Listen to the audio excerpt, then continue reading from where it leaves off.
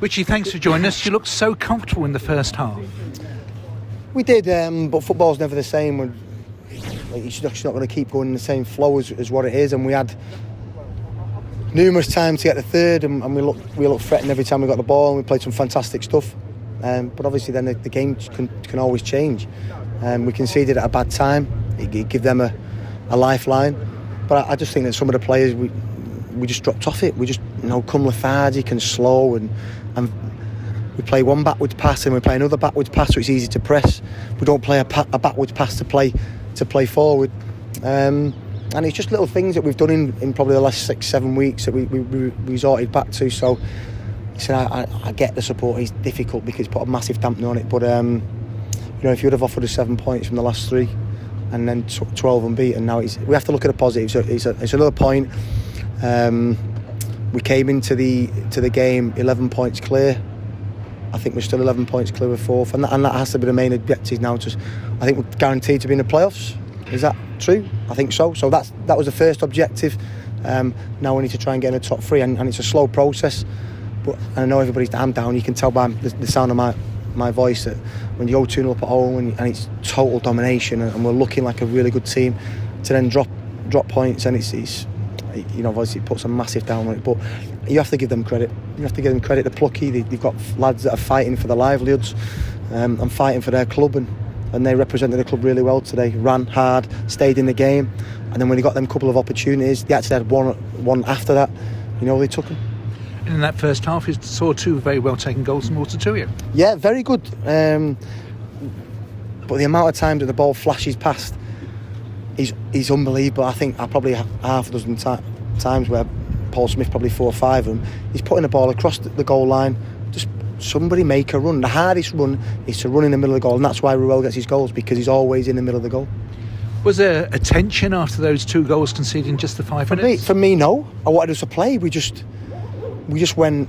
If you're a football team and you switch off, and when the ball is being passed about, you stand still and you don't move off lines and you don't make angles, just 2 or 3 yards can make a huge difference. And that 15-minute spell, it made a massive difference. We looked very static and couldn't play through them. But I think the last 20 minutes was really good again.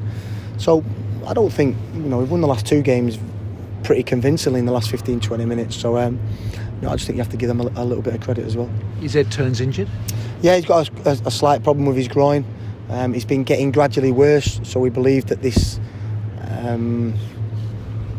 probably Friday to 9-day break will obviously get him back more towards 100%. We asked him yesterday what he feels, and he was like 50-50, so we just felt that we didn't need to take the risk. And what about some of the other casualties? It was good to see Dan Happy warming up before the game. No, Dan's coming on well. We probably need in the next 2 weeks' time to get him a game behind closed doors. And it's good to see him back. We've got a few other little niggles or people that are out, which we would like him in the squad. But we're not in a bad position in terms of numbers.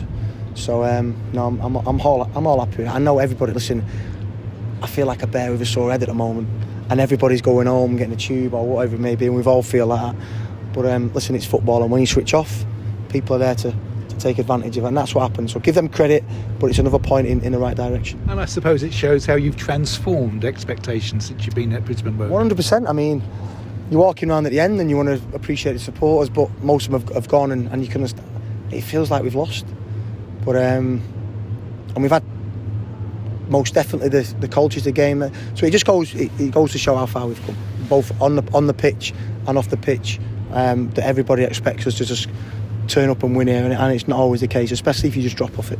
It is so close. It could happen Saturday at Sutton, promotion. Dave, it don't interest me.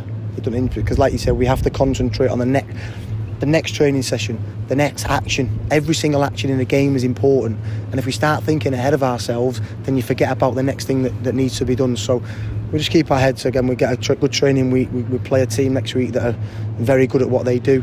Had a tremendous season. We played a million season, had a load of injuries, and Matt has done a fantastic job there.